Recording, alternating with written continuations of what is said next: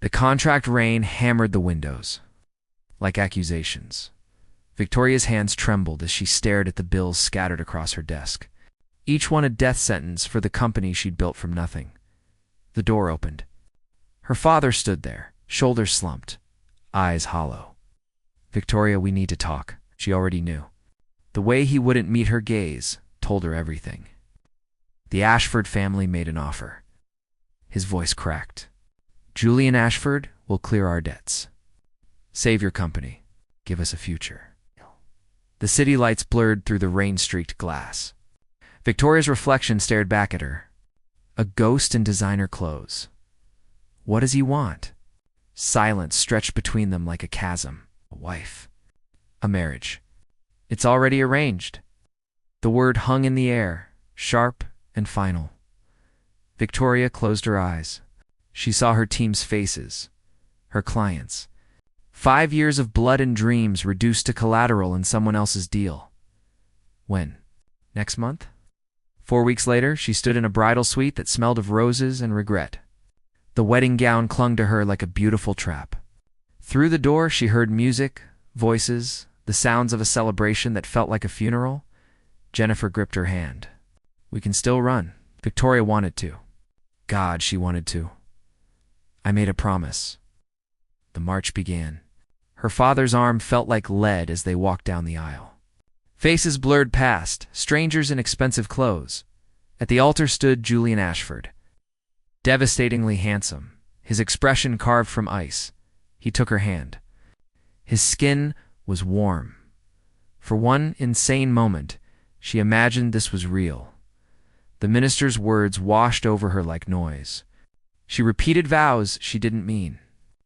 Julian's voice rang clear and steady, each word perfectly delivered. "You may kiss the bride." His hand settled on her waist. His lips brushed hers with calculated restraint. The crowd erupted. They believed this was love. Hours later, they rode through Manhattan in silence. The penthouse was a palace of glass and steel, beautiful and cold. Julian loosened his tie, poured whiskey. "You performed well today." The words cut deeper than a slap. Victoria set down her glass.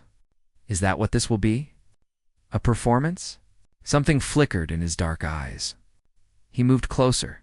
So close, she could feel his breath. His fingers grazed her cheek with impossible gentleness. "Trust me." His voice was rough, broken, human. Those 2 words carried weight that terrified her. They promised something she couldn't name. Victoria searched his face. What was this? Contract or connection? Lie or truth? Then he stepped back. The mask returned. "Your room is down the hall. You'll have complete privacy."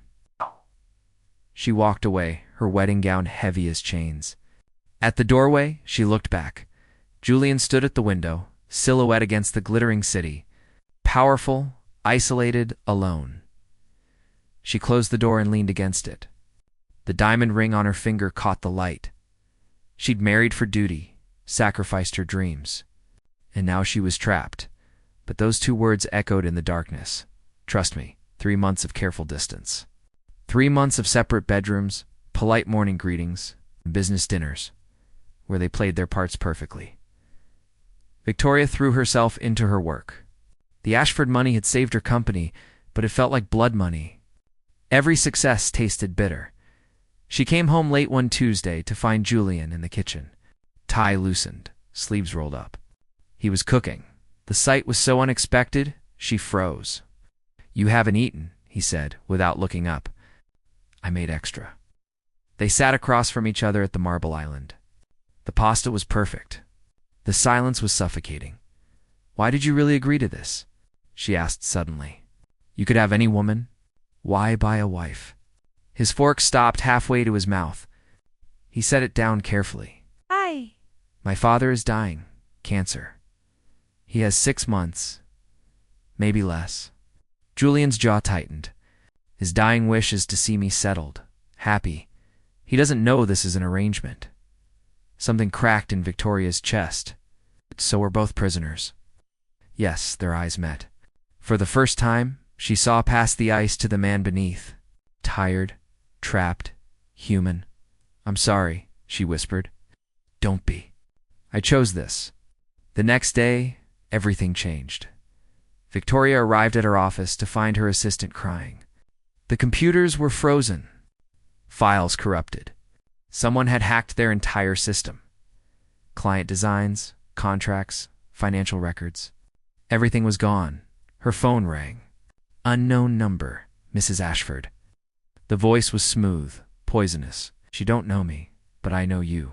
And I know your husband. Who is this? Someone Julian destroyed. Tell him Marcus sends his regards. The line went dead. That night, she burst into Julian's study without knocking. He looked up, startled by the fury in her eyes. Who the hell is Marcus? Julian went pale. Actually pale. How do you know that name? He destroyed my company. Everything is gone. He said you ruined him.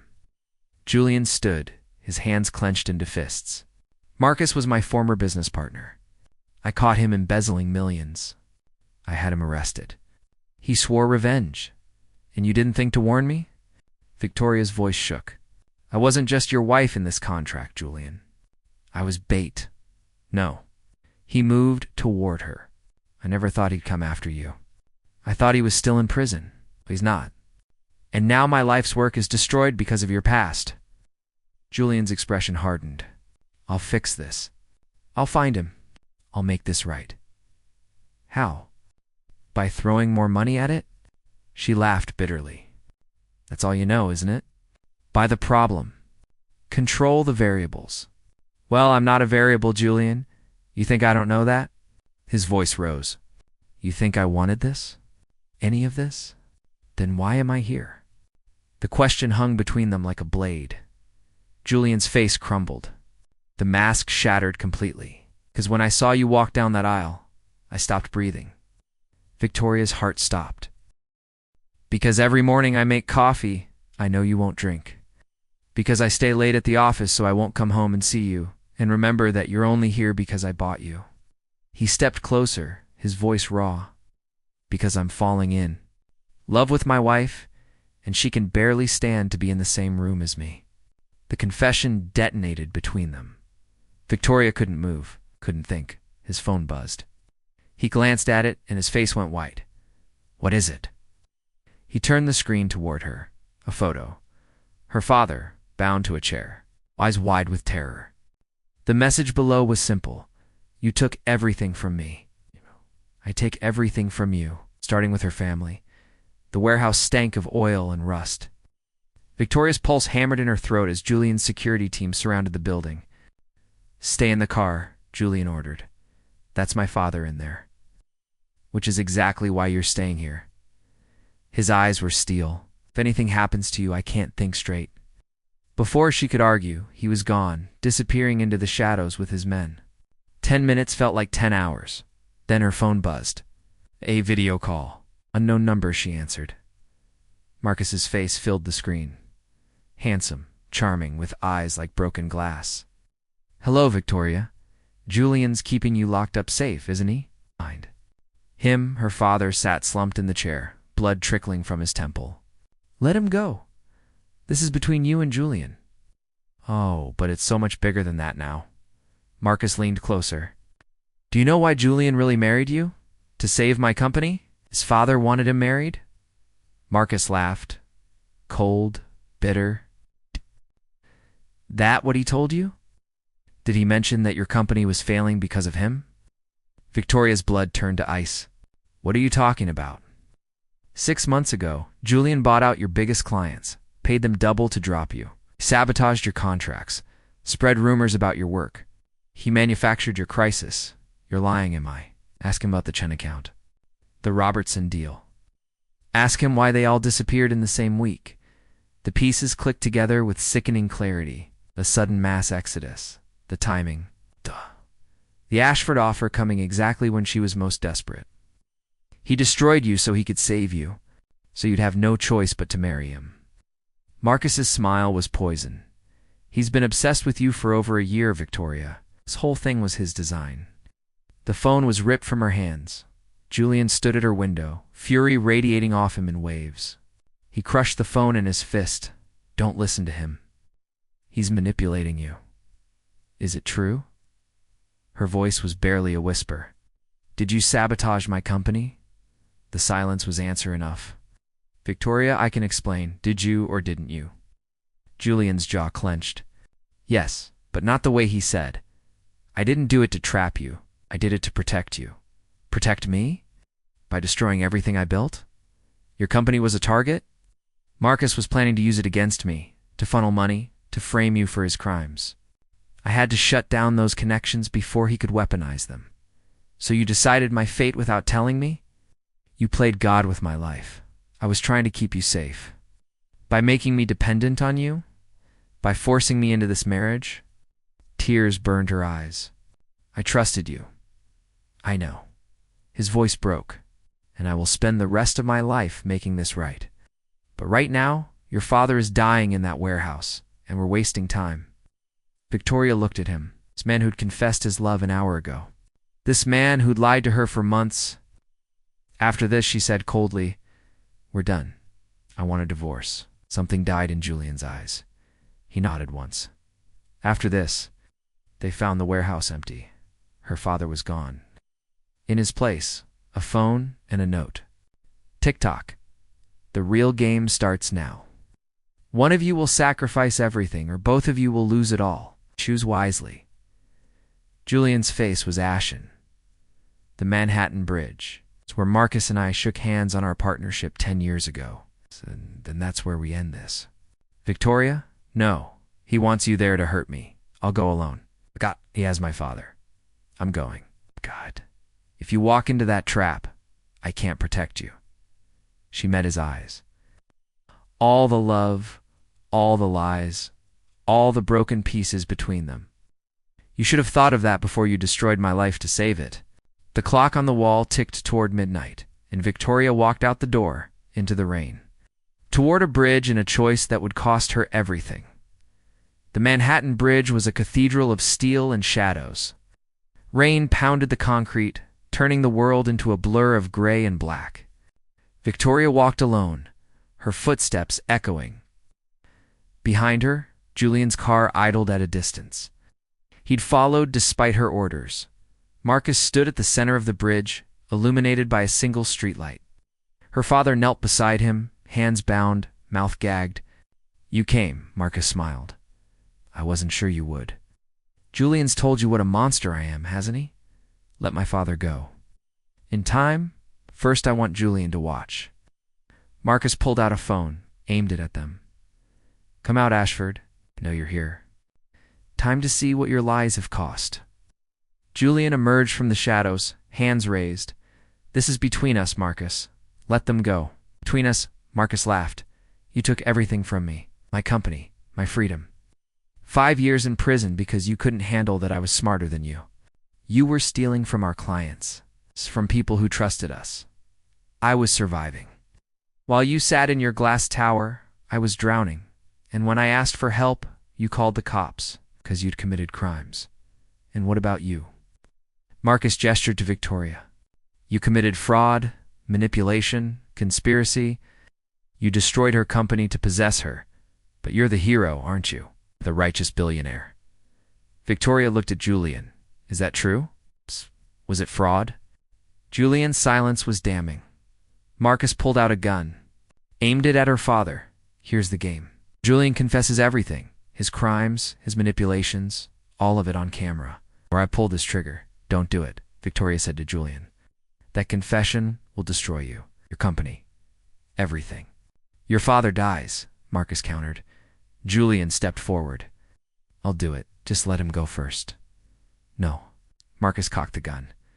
Confession first, then maybe I let him live. Julian, don't.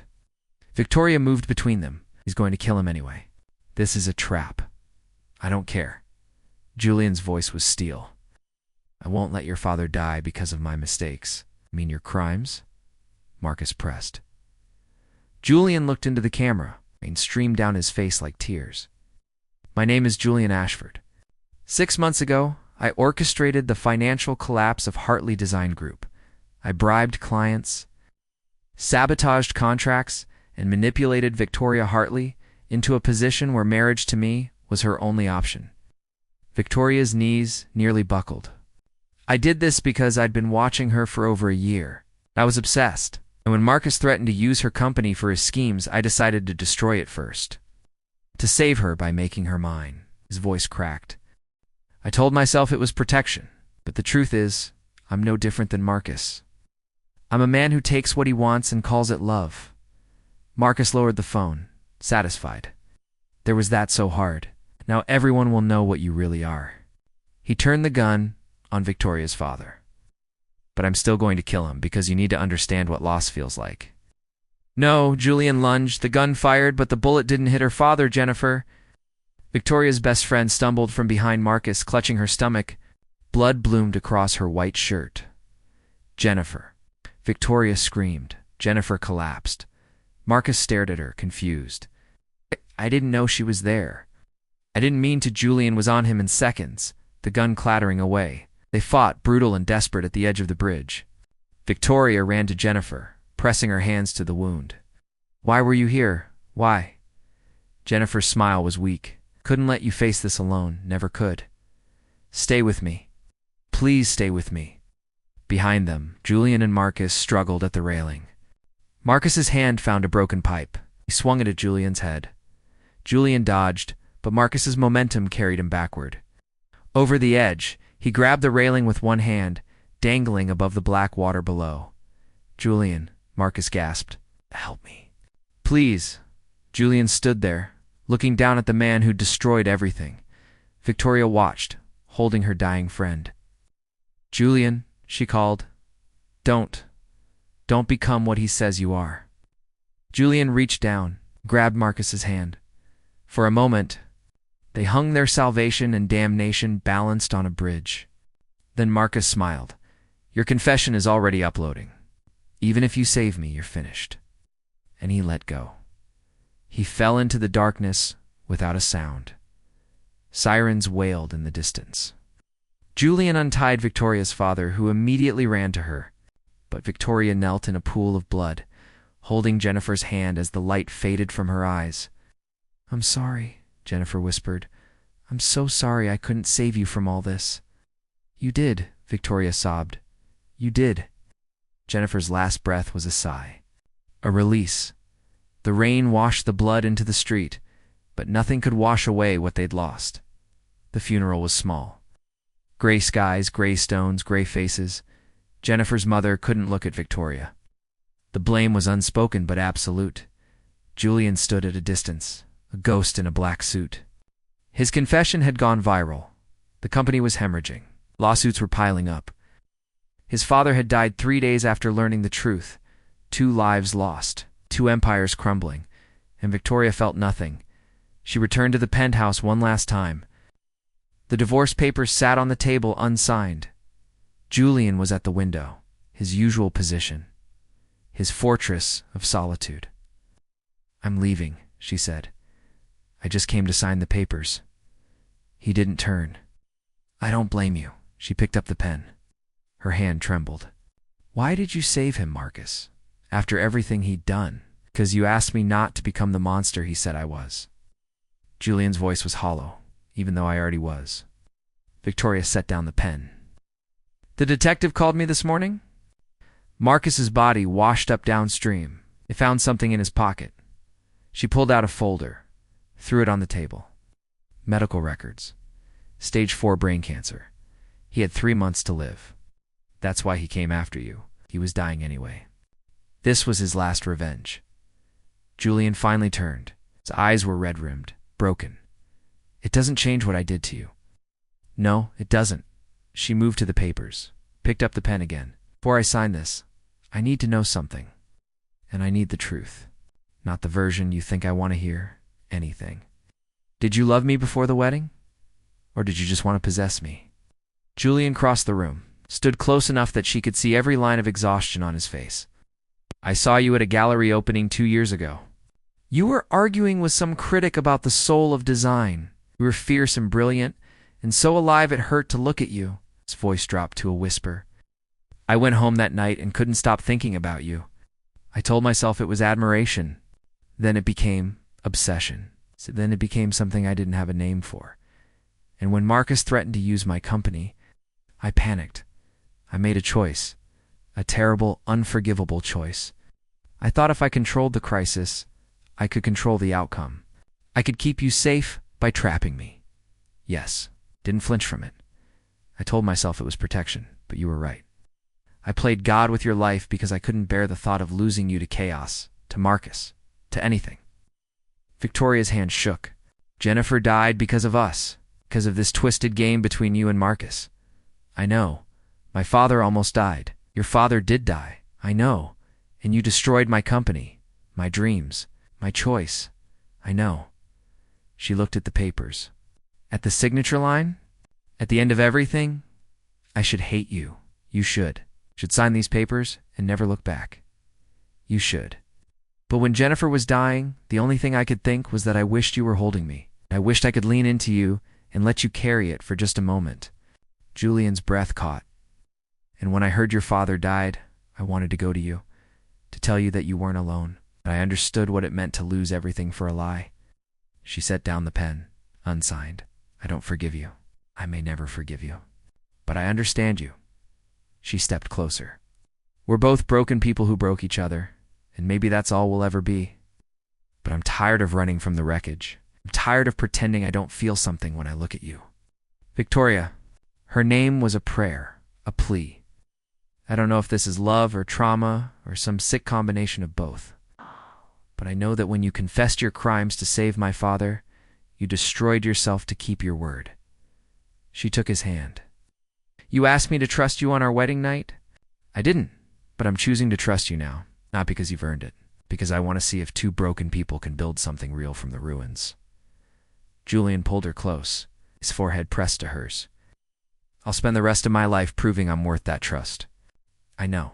That's your punishment. She kissed him. Not with passion, but with understanding. The weight of everything they'd lost and everything they might become. Outside, the city glittered. Inside, two people stood in the wreckage of their choices and decided to try again. The divorce papers remained unsigned. 6 months later, Victoria reopened her company. Smaller, humbler, but hers. Julian's empire had crumbled, but he rebuilt it one ethical decision at a time, with Victoria as his conscience. They visited Jennifer's grave every Sunday, a ritual of remembrance and penance. And at night, they lay in the same bed, hands clasped, learning slowly what it meant to love someone you'd once destroyed. It wasn't perfect. It wasn't easy. But it was real, and sometimes that was enough. The end.